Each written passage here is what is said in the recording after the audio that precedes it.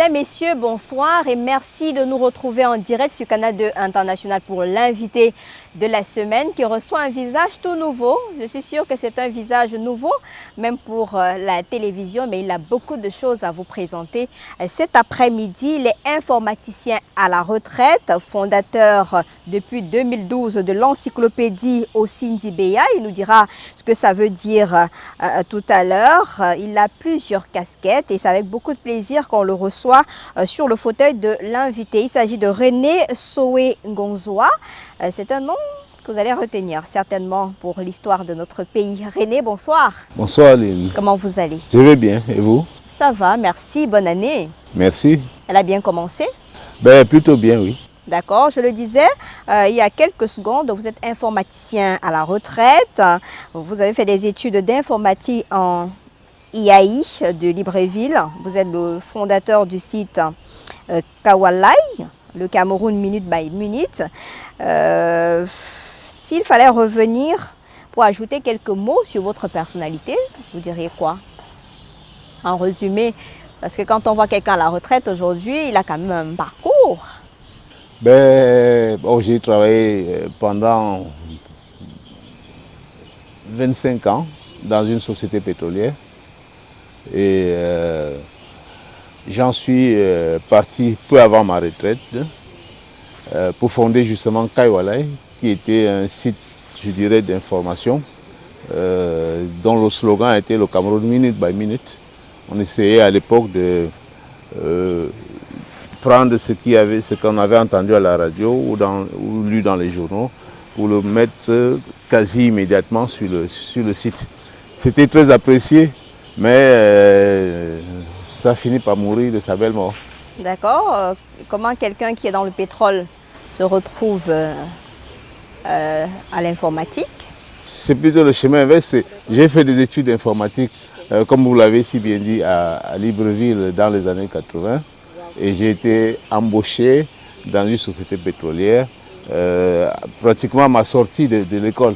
Il faut dire que pour des gens de mon âge, trouver du travail quand on avait fait de bonnes études était plutôt facile, ce qui n'est pas le cas aujourd'hui.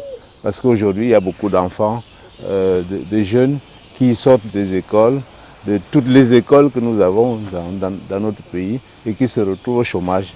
Nous avons eu plus de chance à notre époque. Et le pétrole, quand on parle pétrole aujourd'hui, il paraît que ça donne beaucoup d'argent. C'était le cas à l'époque? Ça donne beaucoup d'argent, mais le pétrole donne de l'argent aux entreprises qui en sont propriétaires, aux entreprises qui le produisent. Moi, j'étais salarié, tout simplement. Et comment vous vivez votre retraite depuis là? Je la vis bien. C'est vrai qu'être retraité ne paye pas, en vérité. Les pensions en retraite sont relativement faibles. Je pense qu'elles vont être relevées suite aux décisions prises il y a quelques années par le président de la République. Donc ceux qui partiront ou qui ont commencé à partir en retraite devraient avoir des sommes plus consistantes que nous. Mais quand on vous regarde, on a du mal à croire que vous êtes en retraite parce que vous êtes très bien mis, vous avez une fraîcheur, on se dit, on a du mal à croire que vous êtes en retraite. Je pense que ma femme m'entretient bien. Super. Madame, félicitations, vous faites un travail magnifique et c'est peut-être l'occasion de passer le message aux autres retraités. Donc madame, occupez-vous bien de votre époux pour qu'il ait la forme, un peu comme notre invité Merci. De ce jour. Alors vous êtes le fondateur depuis 2012 de l'encyclopédie Osindibéa. Racontez-nous un peu ce parcours-là. Comment est-ce que l'idée est arrivée? Ça veut dire quoi exactement? Alors Osindibéa signifie en langue douala « n'oublie pas ». Mais mon projet ne s'est pas toujours appelé Osindibéa.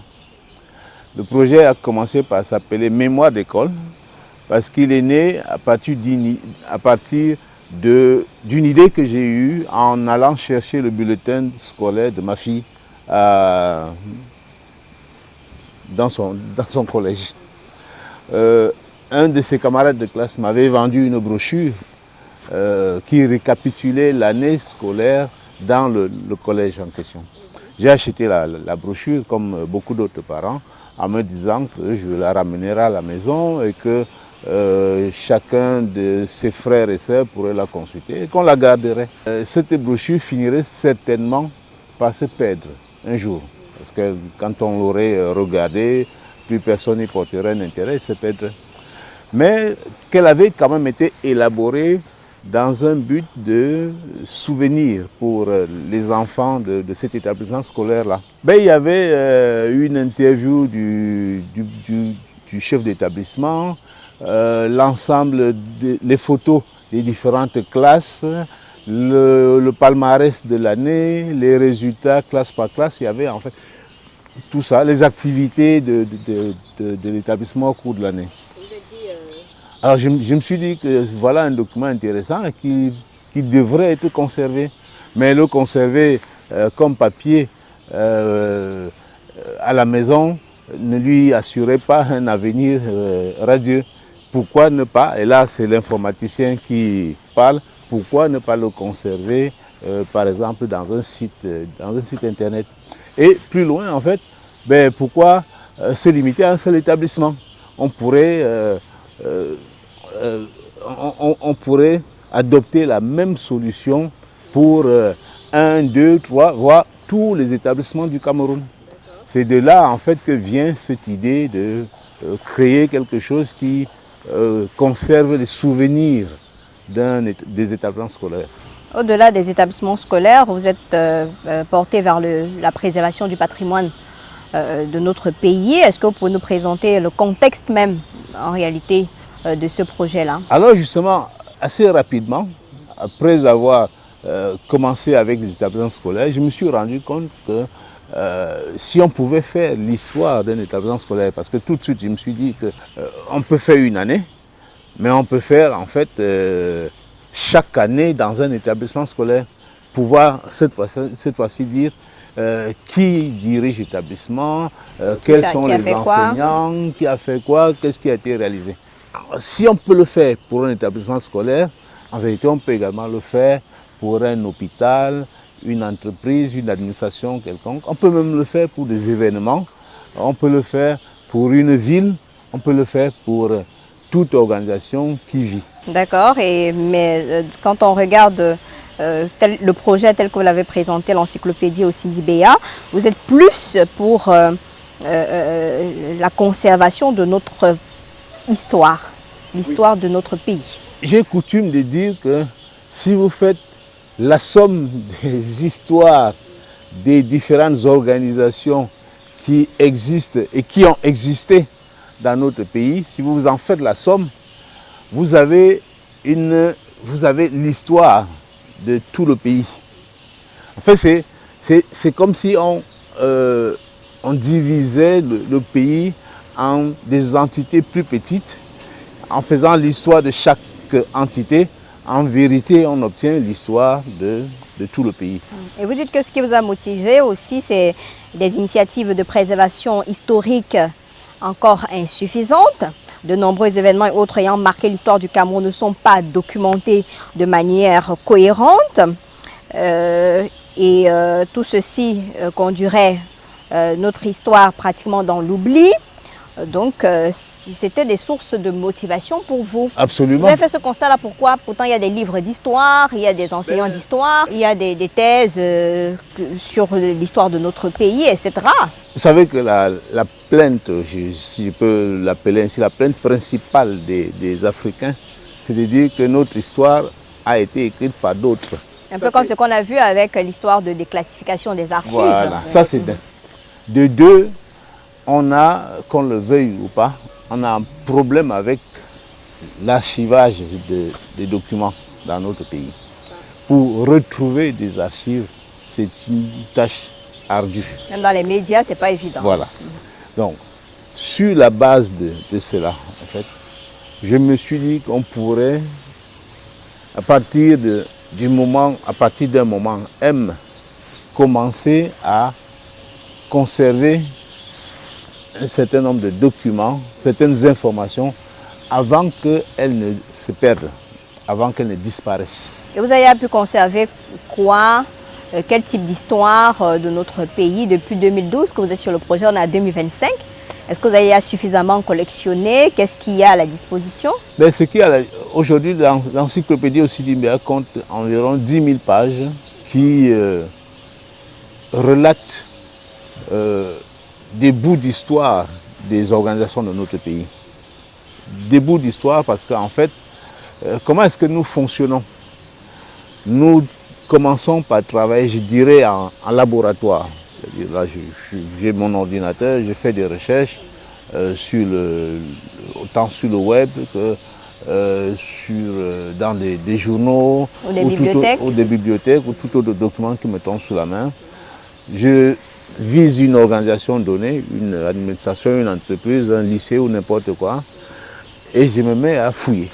Je fouille partout où je peux trouver des informations sur cette entité. Vous savez qu'il y a beaucoup d'informations erronées qui circulent. Comment est-ce que vous faites pour être sûr que c'est une information correcte qui a un trait spécifique avec notre histoire? Alors, la première chose, effectivement, c'est de faire ce que je dis là. Je fouille, je cherche.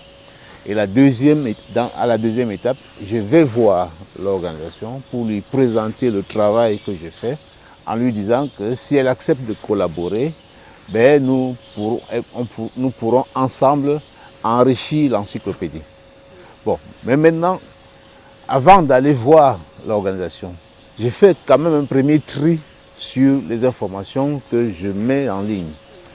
Je prends par exemple, pour ce qui est des administrations, des données qui sont publiques, les décrets présidentiels qui nomment tel ou tel, les décrets présidentiels qui organisent ou réorganisent telle entité, des articles de journaux qui relaient les décrets, qui relaient des arrêtés.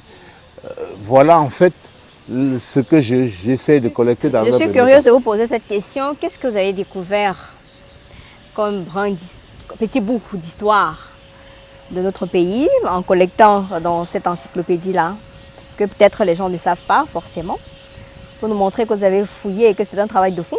Il y a deux choses que je peux souligner.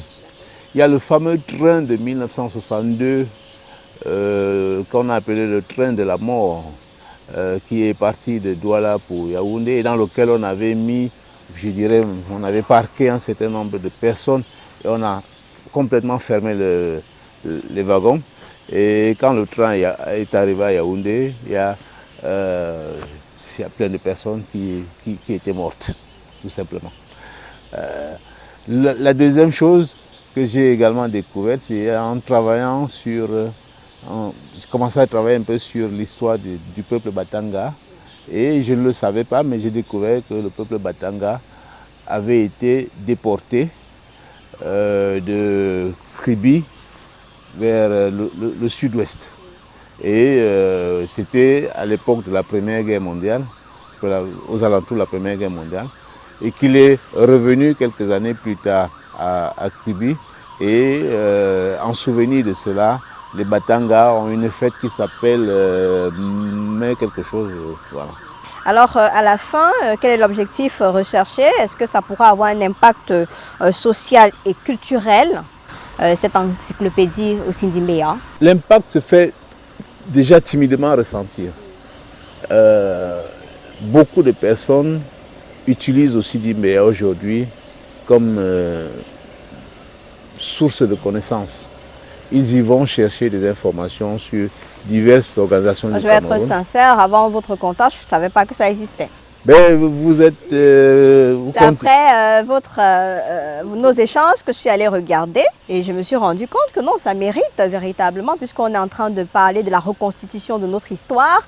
On a la querelle entre la France et le Cameroun, qui a écrit quoi, qui a fait quoi, on déclassifie, on ne déclassifie pas, on remet nos torts entre les mains de la France, etc.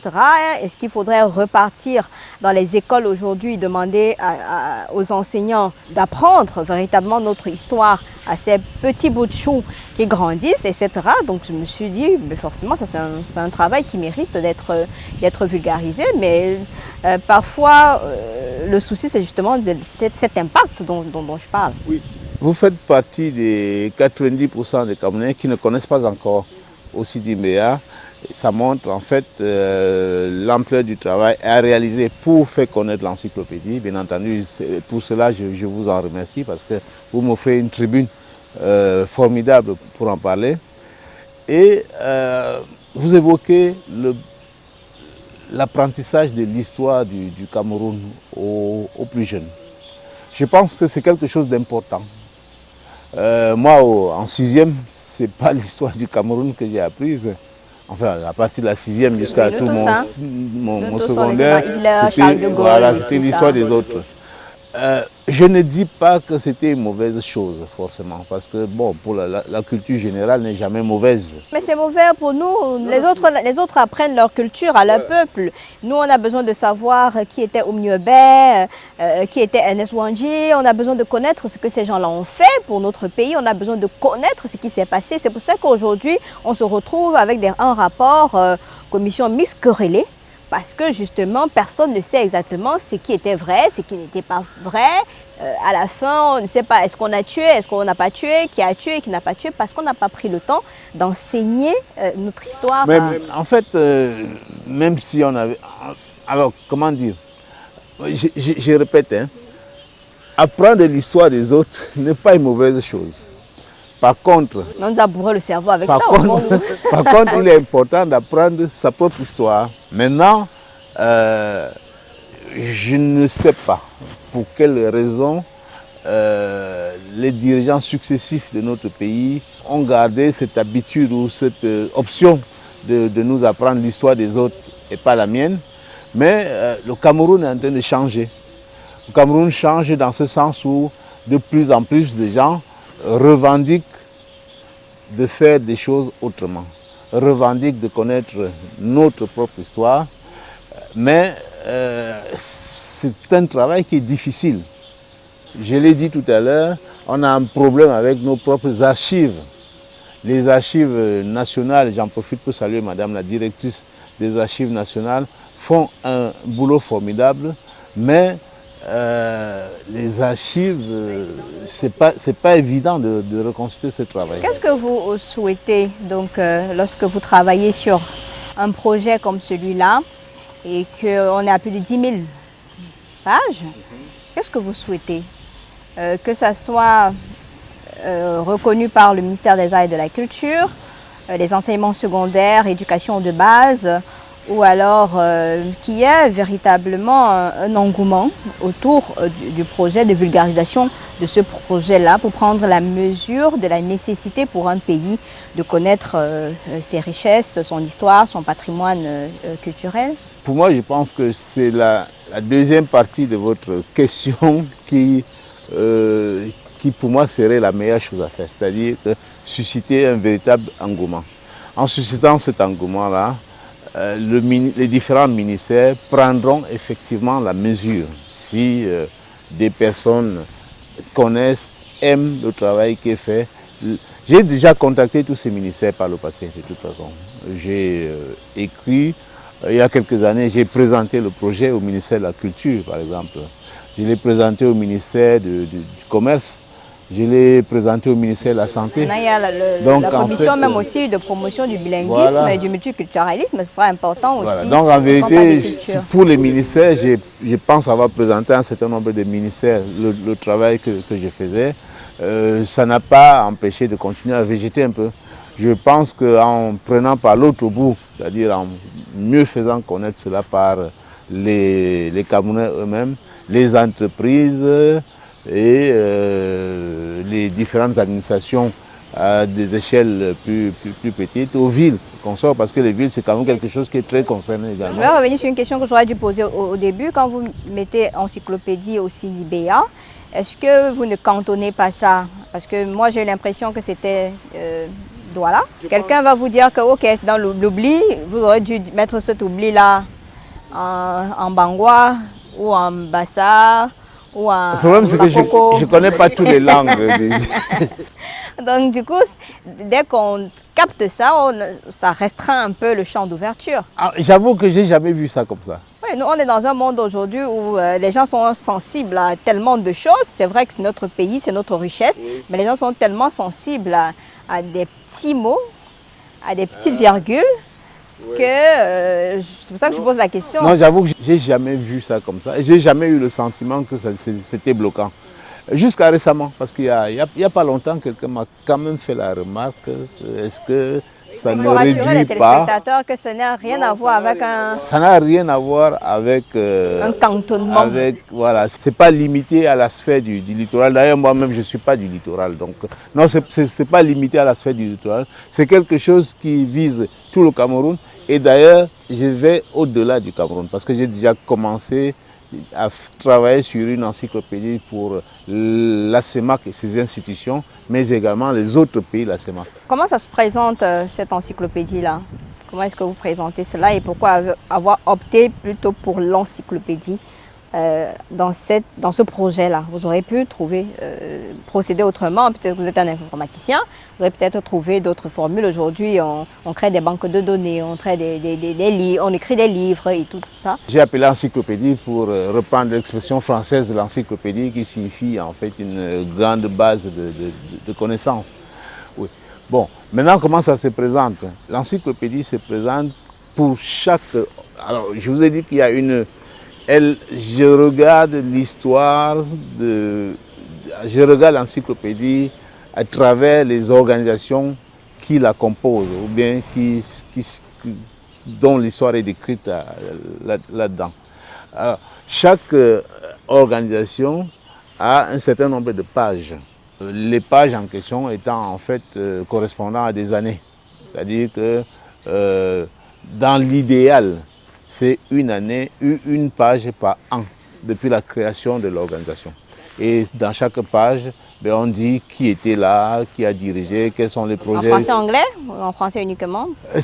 Bon, on a la chance aujourd'hui de pouvoir avoir des traductions instantanées. Mais avec l'intelligence artificielle Voilà, ou avec Google certainement, voilà. Donc, mais c'est écrit en français.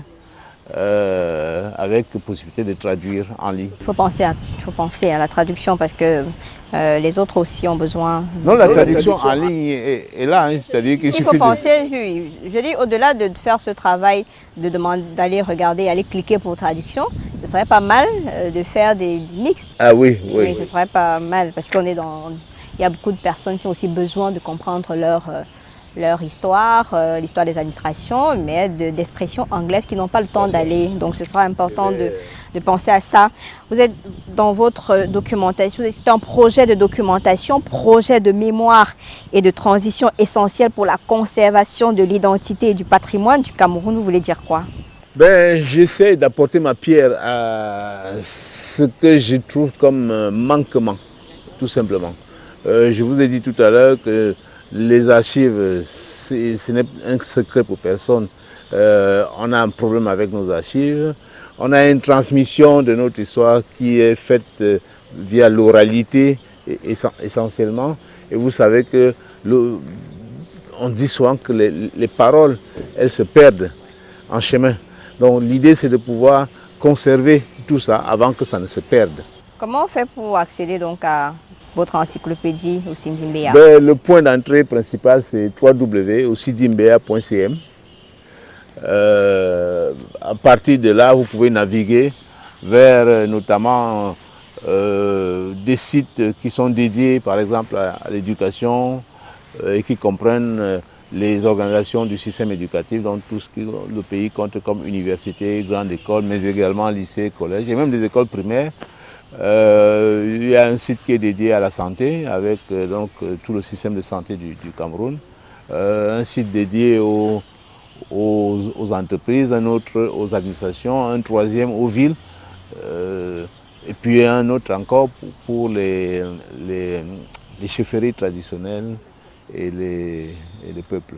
En faisant vos recherches, vous avez découvert beaucoup de choses, une richesse énorme que les gens ne connaissent forcément pas et qu'il faudra aller regarder dans l'encyclopédie. Mais c'est sûr que vous avez eu un sentiment personnel de dire ok, j'aurais dû apprendre ça un peu plus tôt ou bien j'aurais su ça un peu plus tôt, que peut-être quelque chose aurait changé sur ma manière d'être, de revoir les choses, etc. dans mon pays. Et voilà une nouvelle génération qui a besoin de s'approprier son histoire, son identité. Donc c'est important, vous qui avez découvert un certain nombre de choses, de dire à cette jeunesse-là pourquoi, quel est l'intérêt aujourd'hui de conserver cette identité et surtout notre patrimoine. Je répète que ça va être difficile. C'est difficile parce que j'ai l'impression que c'est un peu à chacun de s'engager. J'ai un neveu qui est militaire. Et depuis quelque temps, il cherche des informations il veut mieux connaître son identité, il veut savoir d'où il vient, quelles sont ses origines, ses ancêtres et tout ça. L'arbre généalogique. Oui, il cherche ça par lui-même. Mais tout autour de lui, ses frères et ses cousins, je n'ai pas l'impression que ça les intéresse. Mais peut-être parce que justement, il n'y a pas des personnes qui au quotidien, à travers des messages, leur disent que c'est important de connaître votre identité, mais je pense de préserver. Que les parents dans notre pays le font. C'est-à-dire que j'entends chaque jour... Même certains parents sont égarés, hein. Ils ne connaissent pas aussi leurs origines, ils ne savent même pas quelle est l'histoire de leur propre village ou bien de leur propre famille.